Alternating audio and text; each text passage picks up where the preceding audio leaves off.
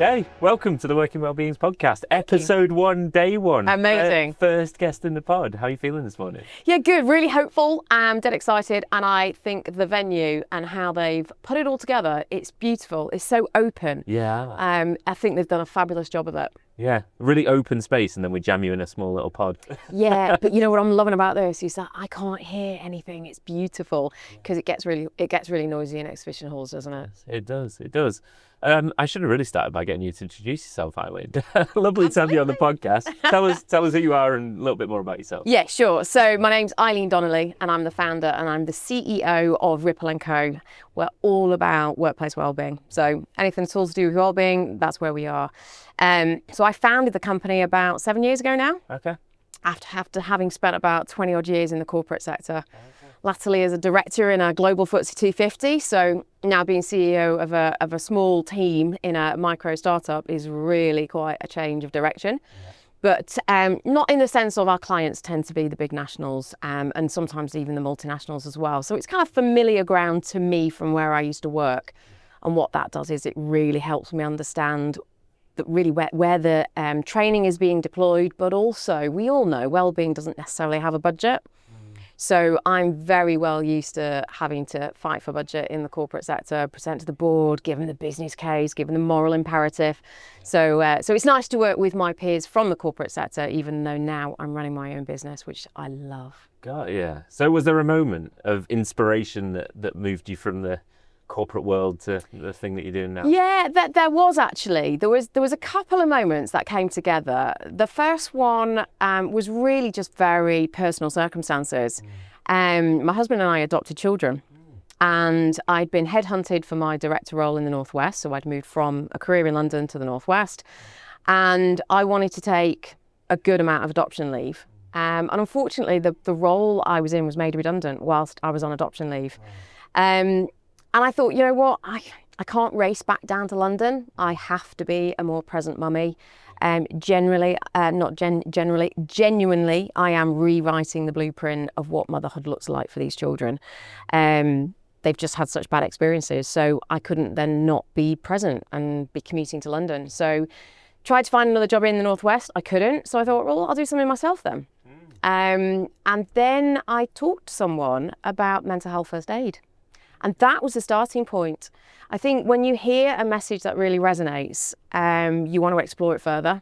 So that's what I did. I thought, yeah, this is making sense. This is the ultimate corporate responsibility of our time. And that's obviously the field I came from in the corporate sector. So I thought, I'm going to do this. So I explored it. I became one of the mental health first aid instructors. But it then felt that was the thin end of the wedge. It really, really did. I felt concerned about the fact that we were training up loads and loads of people to not just be instructors, but also do first aid and then throwing them back into the business. So we've developed Plato as a digital support app for mental health first aiders. So we're going to be demoing that today because they need that continual support. And that's come out of some research by the Wellcome Trust as well as research by us. So that's one of the things I first thought when I came into the field of wellbeing. But then I also realised, having worked at the What Works Centre for Wellbeing and worked with people like Paul Litchfield and Nancy Hay and Jan Denev from Oxford, that actually we need to take such more of a preventative approach to wellbeing. Let's not let it deteriorate. There are so many, in fact, if not the most cases of poor wellbeing and poor mental health in the workplace are avoidable. So for me, that of course is an avoidable personal cost, but that is an avoidable business cost as well. So we do our best now to sort of train people up to look after themselves. But we do a lot of training with managers. What can we do to make sure that job works for the employee because they've got a great boss? Because we well know that we leave a boss, not a job. 70% of our motivation comes from our boss. So we really, really want to try and make a very human-centric approach to management a standard people management practice. So that's a lot of what we're doing at the moment. Yeah, I'm going to ask you about that, but I do want to backtrack to Plato because that sounds really interesting. So yeah. I'm not a non-believer when it comes to mental health first aid, but you've seen the research, right? I think that it's great in terms of raising awareness, but as you just described there, the issue is you send all these well-meaning people out into the organisation. It's like, best of luck.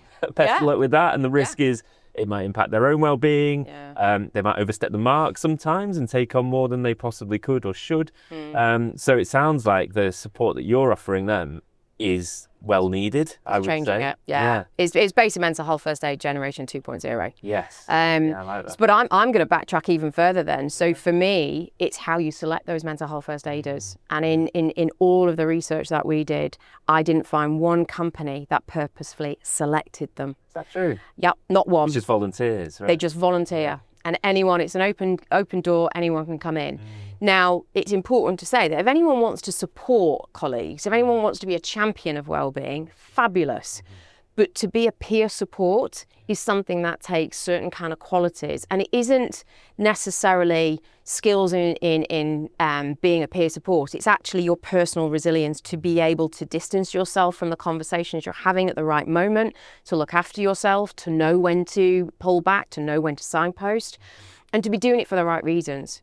So when we work with clients now, what we do is we go through a process with them, taster session videos, selection process, interviews, even, interview questions and questionnaires.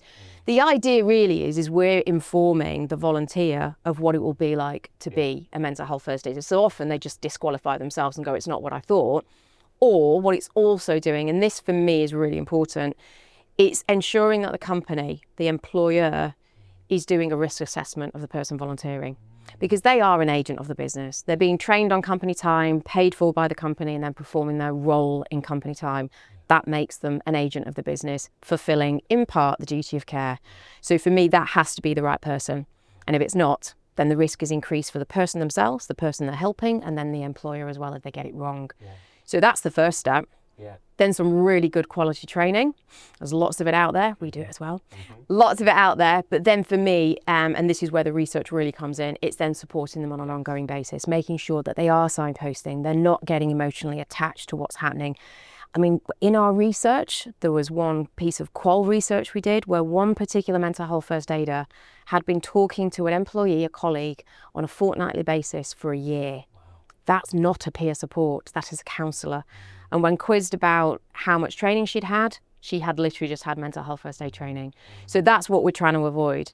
The beauty of this particular digital app is that, of course, it's entirely GDPR compliant, it's entirely securely locked down in terms of personal data. But what you can do is aggregate and anonymise that data and now get some insight into the state of wellbeing in your organisation through the eyes of a mental health first aider.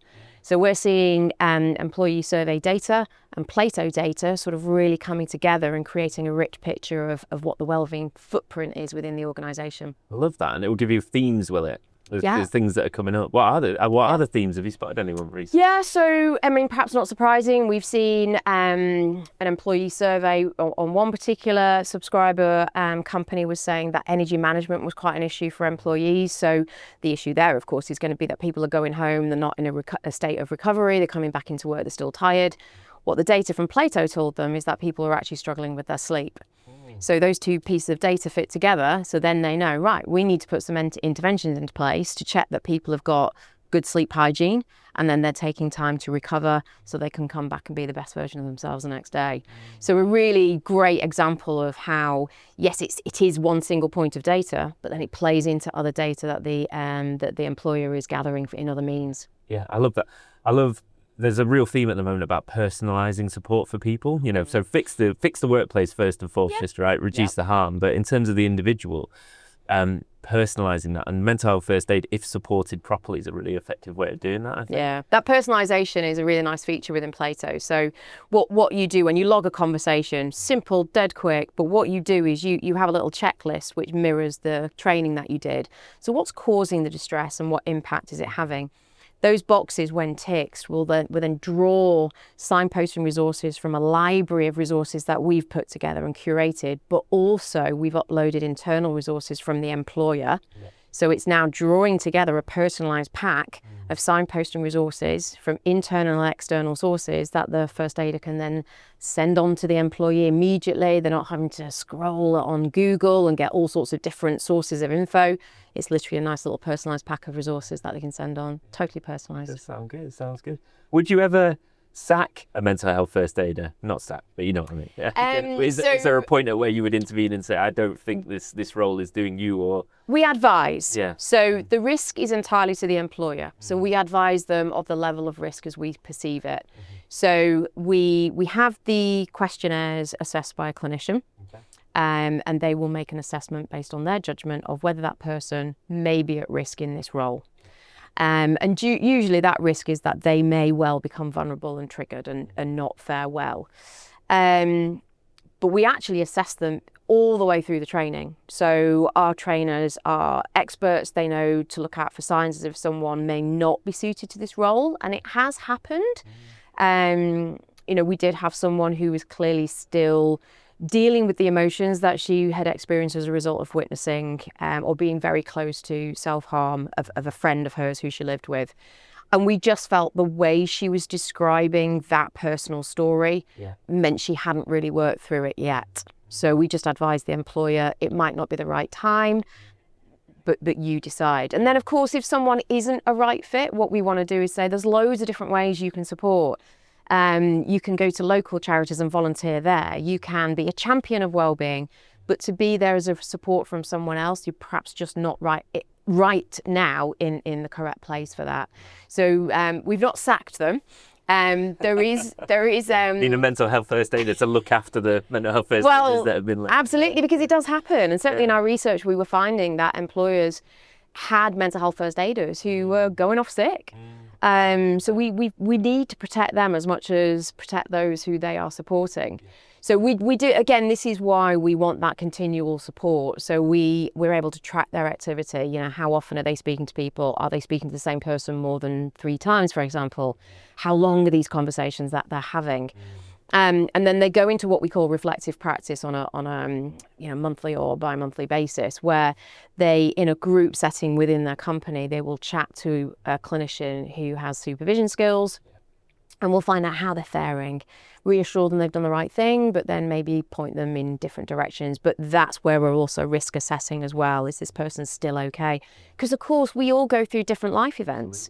Doesn't mean that you can't be a first aider forever. It just means if you've gone through a bereavement or you're dealing with something at home, maybe now's not the right time. So let's protect you. The other one that I'm thinking of is certain subjects as well. So I did some work with content moderators a while back in the social media industry. I won't mention the company, but you probably guess. So we were talking to these individuals, and it was very clear that they found certain subjects more difficult to deal with than others. For example, parents really struggled, if anything, was to do with children, the harm of children. That was a real trigger for people. They'd be absolutely fine if it was, I don't know, terrorism or something else, some really hard hitting subjects, but they'd be able to deal with those things. The moment it involved a child, then they really struggled with that. So and I think perhaps in the training there's a little bit of emphasis around looking after yourself when you get to the more severe mental health cases, like potentially suicide ideation.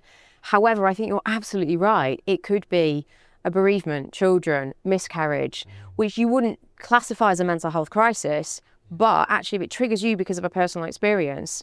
And this is where the assessment is being taken really seriously. If someone's experienced a miscarriage and they're supporting someone who has also experienced it, that means that peer support is really strong, but only if that person can protect themselves and emotionally detach at the right time to then just be a peer support and not someone who's counselling. And that's what we're looking for. That means they need constant monitoring and managing, not just can they take the training? Great, let's push them off into the business. And I think this whole veil of confidentiality that has been promoted in mental health training is only to a certain point. There is a duty of care to try to support this person if actually some of their poor mental health is a result of a workplace stress. That is on the employer to try to rectify that.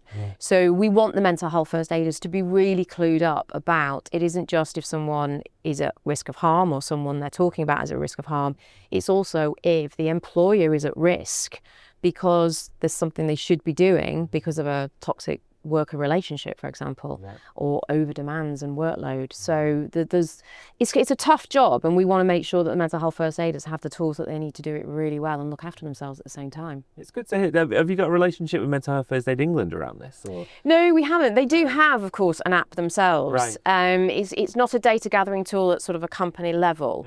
And I believe whilst ours, you can have internal resources loaded onto the platform because every company will have its own sort of special area within the platform protected with secure data. Mental health first aid, I think, is quite an open-ended one, so you get access to all the same resources. So no, I think people perhaps look at them and think they're similar, but ours is very much more a data management tool, and we're supporting the first aiders with personalised resources for those they're supporting. Yeah, actually, I think it's great because, you know, the worry with mental health first aiders is it's very well-meaning, but as you say, either it doesn't make the difference you'd like it to make, or even worse, it actually starts to have a negative impact on some other people involved and all the rest of it. So it's great that there's companies out there like yourselves who are really supporting those individuals. Yeah, I mean, we know peer support works. The evidence is there. In fact, in some cases, it's been proven to be better than clinical support. And I think that is because of the level playing field that these guys will be on when they're supporting each other, and also because of that shared experience. So interestingly, it can work better than paid therapy, but only if, as you say, we've got all that. What really in the sort of the clinical setting we'd call a therapeutic container. We've got to have that for these peer supports. Yeah, love it. So let's talk about the manager training. So I was lucky enough a few months ago, was it, in Manchester? Yes. You were at an event in Manchester and I saw you presenting, and it was line manager training, right? And you've got some actors who act out a mental health conversation. It was really, really good. So can you tell us a little bit more about that? Are you doing the same thing at this event? We are going to do the same thing, yeah. So Kate and Gas are going to work with us on presenting their case study of their manager training with us. Rebecca Eaton, right? Rebecca, yeah. Member of the community. Indeed, yes, of course. So we've been doing a whole host of manager training with them, with their first and second line managers, so a lot of field engineers. And, you know, as we know, most managers are promoted because of their technical skills, not their people skills. And it's almost kind of bolted on at the end, or isn't bolted on at all. And we often have this impression that we should come to work in a kind of work persona. But relationships are one of the key drivers of well-being at work. And you obviously can't have a relationship with anyone unless you bring a very human, authentic side of yourself to work. So first and foremost, it was about trying to get managers just to be more human. Now, the way that Talk Works was developed is when I was training people, you know, sort of 6-7 years ago, I would get them to come and have the conversation with me. Rather than tell me what they would say, I'd get them to come and do it. So I'd be Mary with postnatal depression. I'd be Neil with a daughter going through exam stress. And I then realised that as much as I love my Amdram, I thought, you know what, there's probably a better way of doing this. Yeah. So I decided I'd get some actors involved. So it's about 4 years ago now, and we started it in lockdown, and we did some training with BP, and we did mandatory line manager training with St John Ambulance, all of it online. So we still do online because we've got a couple of international clients and they take it and we run it online. And the idea is you write scripts that sound like the conversation you would have in that workplace. So so the one that I saw, they were gas engineers, right? They were gas engineers for Cadent Gas, yeah. So we've had lorry drivers, we've got a large logistics firm, we worked with a bank. So very different conversations again, and we dress our actors, we choose our actors, and we dress our actors according to the worker profile that they're presenting. So obviously you've got the cultural differences if we go international as well. And what we're doing is we're following an experiential training model that was designed by Kolb. And the idea is that you observe something. So you're not too uncomfortable at this point. You're just observing something and you're like, oh, I don't think I'd do it that way. So then you can get involved and say, no, I think he should say this, she should have done that. So then we rerun it. So they're observing it again. And then very slowly, as they start to get more comfortable, obviously in this setting, we'll be doing it with an audience. But when we're training, we're much smaller groups. So you've got that psychological safety.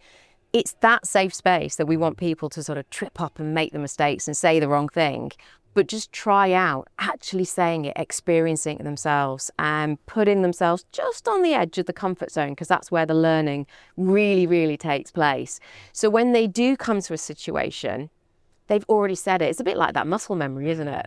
They've already said it. It doesn't feel as odd, and they more naturally are that human manager that we want them to be. Yeah, it's a really good model, because in the training that I do, sometimes I get organisations that ask me, can you do some role plays? And you say the word role play and like, oh, no, I don't want to do that. But it's almost easing them into it. Yeah, you know, I saw the actors, they were amazing, the actors. I was really invested. It was almost they never come out of character. Because people will be like, oh, I don't like acting. It's like, well, you're not acting. They're acting, but you're not. Absolutely. Yeah. And they make it so real that actually at the end of it, you do get very vested in them as a person. Yeah, I wanted to see the next episode. Honestly, I wanted to see like what happened next. You never know, might be on later. Yeah. No, so line manager is such an important position. Important position, right? The risk is, I guess, that we end up shifting all the responsibility onto line manager. So that's this isn't a negative of the training, because I think the training is amazing and I think leaders are really important. But it's interesting how the industry kind of goes through these cycles of, it was all the individual's fault at one point, right? We just need resilience training and it's all about them. Yeah. And now there's a huge focus on line managers, which I think is really important. But surely the overall answer is that it's everybody's responsibility in organisations. And I feel like we'll get there. I feel like we'll get there eventually. Yeah, you're right. It's a system wide. I mean, you also have the trend of thinking it's got to be led from the top. It's got to be leadership led. And you're right. It's everything. It's got to be system wide. And that's why, you know, I'm really keen on the ISO 45003, that is a more system wide approach to managing psychosocial risk. And for me, that is what it comes to when it's well-being as well. Have you seen organisations using it? The ISO 45003? Yes. So one of our clients uses it, and it's impressive when it's done in a really, really comprehensive way. And they've tailored it to them as well, what they'll measure and how they report on progress. And yes, for me, it's trying to get both, and that's why I quite like the data gathering within Plato. That actually what you're looking at is the vulnerable hotspots, not the average. So the system is important because that's what you sit in as an employee and that's what you operate within. But also I think you do need to spot the signs of the more vulnerable, because there will always be the more vulnerable and we want to be able to support them at the same time. And that's really where my manager training, or my thoughts around the manager training, really come in, that I want the manager to be able to spot that. And we do often work, a lot of our clients are high risk industries like the gas engineers. So it's really, really important if someone's not okay, and we know mental capacity has a direct impact on physical capacity, we know that we don't want field engineers who are just not at the top of their game working on main gas lines. It's dangerous. Absolutely. Lorry drivers, you know, they've got these huge trucks. We need to know that they're okay when they're out there. So it is about, you know, safety, but it is also about, you know, what's the moral imperative for that particular individual as well. So, the manager training, you're right, it puts another layer of pressure on them. They're already that squeezed middle managers. And I think since COVID, that expectation is greater. They are, again, agent of the business. It is their role to look after the employee. And also they could trip up. You know, that's a huge amount of pressure. So one of the things that we're finding now is that if we can train them in emotional intelligence and resilience, so this is emotional intelligence for themselves to be more self-aware of when they need to just pull back, look after themselves, perhaps they're not feeling okay, what can they do? And then have that awareness and resilience to sort of build in those coping strategies and proactively look after their well-being. It means that pressure is more pressure than stress, you know, that difference on the pressure performance curve, because it is a tough role. It is. I mean, I've been a manager myself and it's not easy. You try to be a buffer from the guys above you. You try to support the guys below you. They're demanding stuff off you and it's really difficult. Yeah. I've used this a couple of times, probably on the podcast. I'll apologise if anyone's listening, to the listeners. But I was working with some line managers the other day. They talked about being a buffer and she described it as I'm a shit shield for my team. I was like, okay, that's the first time I've heard that one, but I liked it, yeah. That's how it can feel sometimes. Yeah. 100%. But then you think, well, what's the alternative? We don't support them, you know, so, all right, we won't support them with those sorts of things. Well, that's not going to have a positive impact anyway. So it's not necessarily about just shifting all the responsibility onto their shoulders as let's just support you to be the best manager you can possibly be. And hopefully that makes the rest of the job easy. Yeah. Because it links to performance. So if you want your team to perform at a better level, then you want them to feel okay. Absolutely. Yeah. I mean, it's perhaps, you know, if I was to really sort of think and dig deep, it is probably one of the reasons I really focus on managers. I had a really difficult time with one particular director. And I had 11 people in my team and 100% I was a shit shield. Oh my God. It was really hard. Yeah. And I was your typical put a mask on. You know, I dressed it up, my lipstick was on. It was really, really hard. I left there quite beaten up. And it didn't need to be that way. It doesn't need to be that way. You know, this guy at heart was probably a really decent guy. but he was just doing a really bad job of being a manager.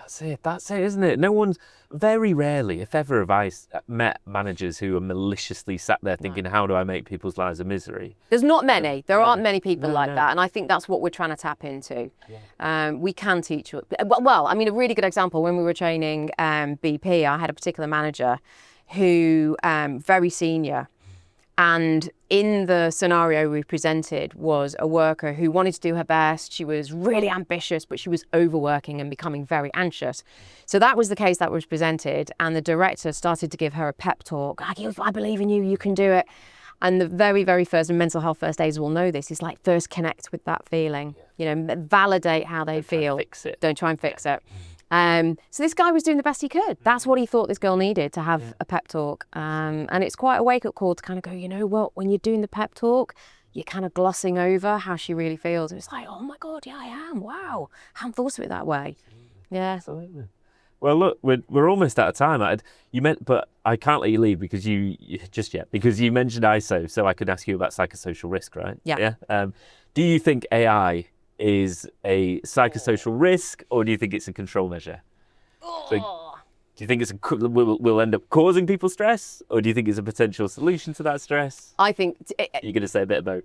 Well, I could say a bit of both, but there's no value in that for your listeners. So I'm going to say I think it's a solution. Okay. If I was going to come down one side, we're exploring AI solutions in both Plato and also potentially a manager version of Plato. I think AI will be a solution. Everyone's saying grasp it now, otherwise, the tanker will take too long to turn, or the ship's left the harbour, whatever the metaphor is. I do think it's, let's embrace it. I think it can definitely be an enabler. And certainly I've been a part of the cohort of the Centre for Digital Innovation in Manchester. I think it can be a solution, and that's what we need to make sure it is. Yeah, I'm glad you said that. I'm biased. I think it can be as well. I think it can be, but I'm going to ask several people during the event today and see what I'll do a little poll. What the consensus is. Yeah. It's funny, isn't it? You get like psychologists and therapists, and they're like, well, they'll never be as good as a human interaction. And I'm like, I get that, but I don't know where necessarily the defensiveness comes from, because it can be a tool that really helps them to do that. Yeah, of course it's never going to replace the human. No. Not at all. And, I think people would say actually meeting people virtually isn't the same as meeting them face to face. Yeah. But actually it still has an extreme value. It's incredibly useful, yeah. Exactly. So I think if the alternative's not meeting them at all. Absolutely. Yeah. And I think there is some real potential with AI solutions, certainly in what we're developing at the moment. 100%. There you go. Score 1 to AI. Yes. There you go. Amazing. Well, look, we're out of time. It's been amazing speaking to you. I feel like I could ask you loads more questions. But I could talk forever on this subject. Where can people find you, more so kind of away from the event, if they want to hear more about the training or the app, or where can they find you? Yeah, brilliant. The best place to go is our website, which is Ripple&Co.com. You can find me on LinkedIn, Eileen Donnelly. You can also find Ripple&Co on LinkedIn. So just get in touch. We'd love to hear from you. Nice one. And you live in my neck of the woods as well, I right? do. I'm up north, yeah. Yeah, so we should have a brew sometime. I think that sounds like a grand idea. Sounds good. Out of the exhibition hall. Absolutely. Right, have a great day. Thank you. Thank you for inviting me to your little hamster wheel. Yeah, it's got quite warm. It's very warm. It's very warm, yeah. I've got to find a way to make it slightly less warm, but lovely having you. Thank you very much. Cheers. Thanks.